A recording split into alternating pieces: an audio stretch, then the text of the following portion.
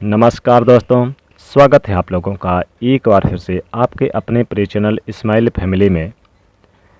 दोस्तों, ये 4 संकेत बताते हैं कि आप पर पितृदोष है। जल्दी करें पितृदोष मुक्ति के उपाय।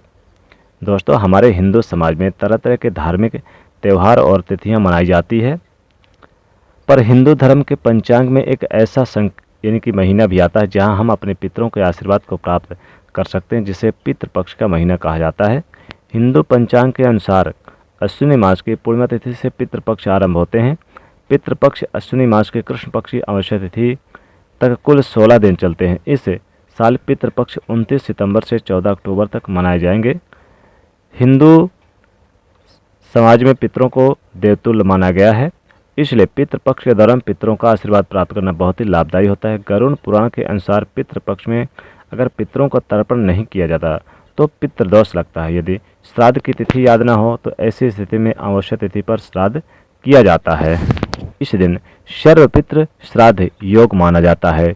यदि आप भी अपने पितृ का आशीर्वाद प्राप्त करना चाहते हैं तो पितृपक्ष के दौरान कुछ उपाय अवश्य करें।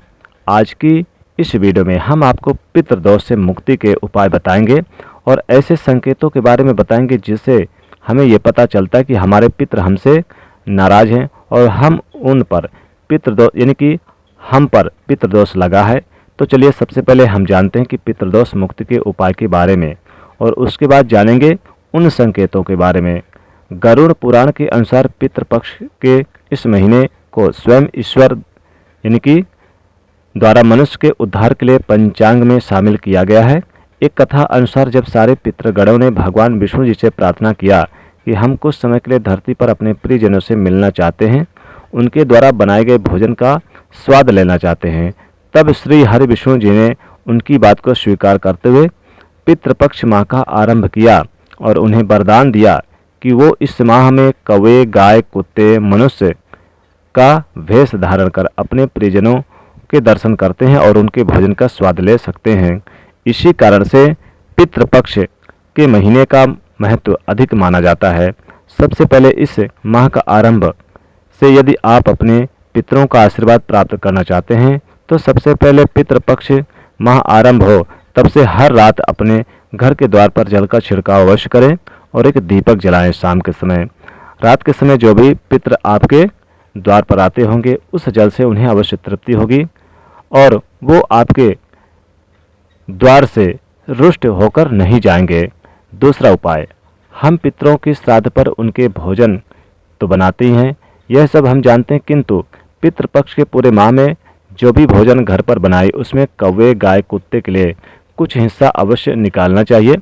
इससे हमारे पितृ जिस भी रूप में धरती पर होंगे उन्हें अवश्य तृप्ति प्राप्त होगी और वो प्रसन्न होकर आपको आशीर्वाद देंगे। तीसरा उपाय, पितरों के लिए घी का दीपक प्रज्वलित करना ये अचूक उपाय है। इससे आपके ऊपर सदैव आपके पितरों की कृपा बनी रहेगी। पितृपक्ष की माह की शुरू होते ही आप घर पर पितरों का नाम लेकर उन्हें याद करते हुए और उनका आह्वान करते हुए ओम नमो नारायणाय नमः इस मंत्र का जाप करते हुए और ओम पितृदेवाय नमः इस मंत्र का जाप करते हुए पितरों के आशीर्वाद यानी कि लें और उनके तस्वीर के सामने घी का दीपक प्रज्वलित करें, जिससे कि भगवान विष्णु जी की तस्वीर हो, भगवान श्री कृष्ण जी की तस्वीर हो। फिर इससे पितृदोष से तो मुक्ति के द्वार खुल जाते हैं और कृपा भी बरसती है और पितरों का आशीर्वाद भी प्राप्त होता है। अपने पितरों के श्राद्ध तिथि पर आपको ब्राह्मण को भोजन अवश्य कराना चाहिए और उस भोजन में जो थोड़ा सा बच जाए उसे लेकर आपको कुत्ते को खिलाना चाहिए या फिर कौवे को खिलाना चाहिए। और जब आप भोजन कौवे को खिलाए जाएं तब अपने मन में पितरों को अवश्य याद करें। इससे आपके पितृ जहाँ भी जिस भी स्वरूप में होंगे उन तक आपका भोजन अवश्य पहुँच जाएगा और उनका आशीर्वाद आपको अवश्य प्राप्त होगा। छठी बात, पितरों की पसंद की चीज़ें किसी ज़रूरतमंद का दान करना। यदि आपने पितरों की पसंद की चीज़ें जैसे कि उनके पसंद का खाना, कपड़े, मिठाई जैसे आदि चीज़ें किसी ज़रूरतमंद को दान करते हैं या फिर ब्राह्मण को दान करते हैं तो उनका फल आपको अवश्य प्राप्त होगा। ऐसा करने से पितृ प्रसन्न होते हैं और आप उनकी कृपा दृष्टि सबसे ज़्यादा आप पर बनी रहती है। सातवीं बात, यदि आप पर पितृदोष है और आपके पितृ आपसे किसी कारणवश रुष्ट हो गए हैं जिसका प्रभाव आपके यानी कि जीवन पर नजर आ रहा है, आप पितृपक्ष महीने में अपने पितरों को तुरंत और प्रसन्न करने के लिए भगवत कथा, गीता का कृष्ण भजन या फिर जागरण जैसे शुभ कार्यों का आयोजन स्वयं करें और पितरों की आत्मा की शांति के लिए प्रार्थना करें।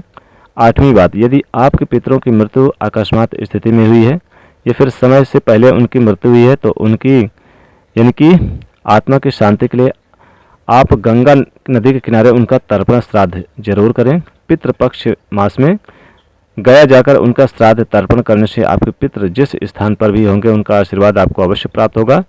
तो आइए अब जान लेते हैं कि किन संकेतों से पता चलता है कि हमें पितृदोष लगा हुआ है। पहला संकेत, अगर आप बच्चे की किलकारी सुनने के लिए तरस रहे हैं तो आपके कुंडली में पितृदोष का योग लगा है, इसका कारण यानी कि बन सकता है। दूसरी बात, परिवार के लोगों के बीच में आपसी कलह और पैसों की तंगी भी इस और इशारा करती है। तीसरी बात, बेवजह के कोर्ट कचहरी के केस होना पितृदोष की वजह से हो सकता है। चौथी बात, अगर आपके बेटे के विवाह में देरी हो रही है और इसके पीछे का कारण आपको समझ में नहीं आ रहा तो कुंडली में पितृदोष की जांच करवानी चाहिए।